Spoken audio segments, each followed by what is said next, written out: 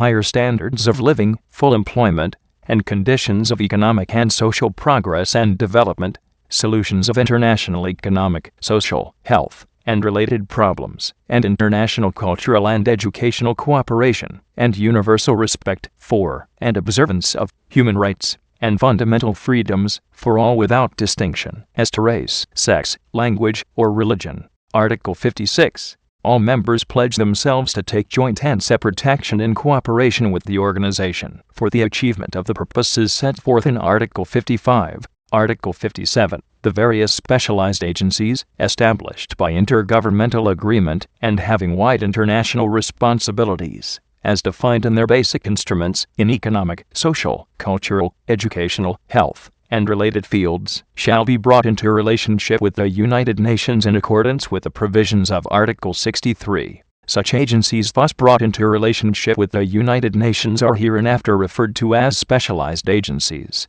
Article 58. The organization shall make recommendations for the coordination of the policies and activities of the specialized agencies. Article 59. The organization shall, where appropriate, initiate negotiations among the states concerned for the creation of any new specialized agencies required for the accomplishment of the purposes set forth in Article 55. Article 60. Responsibility for the discharge of the functions of the organization set forth in this chapter shall be vested in the General Assembly and, under the authority of the General Assembly, in the Economic and Social Council, which shall have for this purpose the powers set forth in Chapter 10. Chapter 10. The Economic and Social Council. Composition. Article 61. The Economic and Social Council shall consist of 54 members of the United Nations elected by the General Assembly. Subject to the provisions of paragraph 3, 18 members of the Economic and Social Council shall be elected each year for a term of 3 years. A retiring member shall be eligible for immediate re-election at the first election after the increase in the membership of the Economic and Social Council from 27 to 54 members, in addition to the members elected in place of the 9 members, whose term of office expires at the end of that year. 27 additional members shall be elected. Of these 27 additional members, the term of office of 9 members so elected shall expire at the end of 1 year, and of 9 other members at the end of 2 years, in accordance with arrangements made by the General Assembly. Each member of the Economic and Social Council shall have 1 representative. Functions and powers. Article 62. The Economic and Social Council may make or initiate studies and reports with respect to international economic, social, cultural, educational, health, and related matters, and may make recommendations with respect to any such matters to the General Assembly, to the members of the United Nations, and to the specialized agencies concerned. It may make recommendations for the purpose of promoting respect for and observance of human rights and fundamental freedoms for all. It may prepare draft conventions for submission to the General Assembly with respect to matters falling within its competence. It may call, in accordance with the rules prescribed by the United Nations, international conferences on matters falling within its competence. Article 63. The Economic and Social Council may enter into agreements with any of the agencies referred to in Article 57, defining the terms on which the agency concerned shall be brought into relationship with the United Nations. Such agreements shall be subject to approval by the General Assembly. It may coordinate the activities of the specialized agencies through consultation with and recommendations to such agencies, and through recommendations to the General Assembly and to the members of the United Nations. Article 64.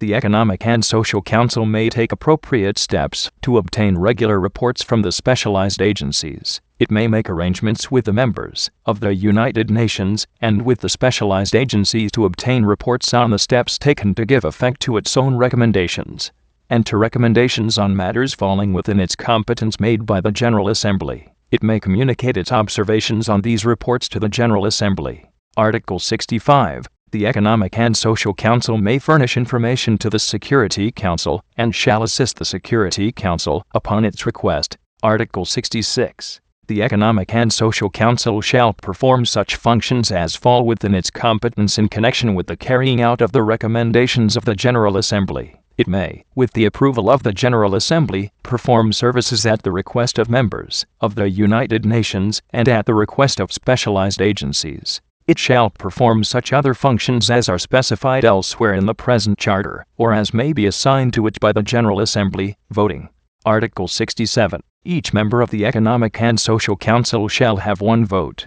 Decisions of the Economic and Social Council shall be made by a majority of the members present and voting. Procedure. Article 68. The Economic and Social Council shall set up commissions in economic and social fields, and for the promotion of human rights, and such other commissions as may be required for the performance of its functions. Article 69. The Economic and Social Council shall invite any member of the United Nations to participate, without vote, in its deliberations on any matter of particular concern to that member. Article 70. The Economic and Social Council may make arrangements for representatives of the specialized agencies to participate, without vote, in its deliberations, and in those of the commissions established by it, and for its representatives to participate in the deliberations of the specialized agencies. Article 71. The Economic and Social Council may make suitable arrangements for consultation with non-governmental organizations which are concerned with matters within its competence. Such arrangements may be made with international organizations and, where appropriate, with national organizations after consultation with the member of the United Nations concerned. Article 72. The Economic and Social Council shall adopt its own rules of procedure, including the method of selecting its president. The Economic and Social Council shall meet as required in accordance with its rules, which shall include provision for the convening of meetings on the request of a majority of its members. Chapter 11. Declaration regarding non-self-governing territories. Article 73. Members of the United Nations which have or assume responsibilities for the administration of territories whose peoples have not yet attained a full measure of self-government recognize the principle that the interests of the inhabitants of these territories are paramount, and accept as a sacred trust the obligation to promote to the utmost, within the system of international peace and security established by the present Charter, the well-being of the inhabitants of these territories, and, to this end, to ensure, with due respect for the culture of the peoples concerned, their political, economic, social, and educational advancement, their just treatment, and their protection against abuses, to develop self-government, to take due account of the political aspirations of the peoples, and to assist them in the progressive development of their free political institutions, according to the particular circumstances of each territory and its peoples, and their varying stages of advancement, to further international peace and security, to promote constructive measures of development, to encourage research, and to cooperate with one another, and, when and where appropriate, with specialized international bodies with a view to the practical achievement of the social, economic, and scientific purposes set forth in this article, and to transmit regularly to the Secretary-General for information purposes, subject to such limitation as security and constitutional considerations may require. Statistical and other information of a technical nature relating to economic, social, and educational conditions in the territories for which they are respectively responsible other than those territories to which Chapters 12 and 13 apply. Article 74. Members of the United Nations also agree that their policy in respect of the territories to which this chapter applies, no less than in respect of their metropolitan areas, must be based on the general principle of good neighborliness, due account being taken of the interests and well-being of the rest of the world in social, economic, and commercial matters. Chapter 12. International Trusteeship System. Article 75. The United Nations shall establish under its authority an international trusteeship system for the administration and supervision of such territories as may be placed thereunder by subsequent individual agreements. These territories are hereinafter referred to as trust territories. Article 76. The basic objectives of the trusteeship system, in accordance with the purposes of the United Nations laid down in Article 1 of the present Charter, shall be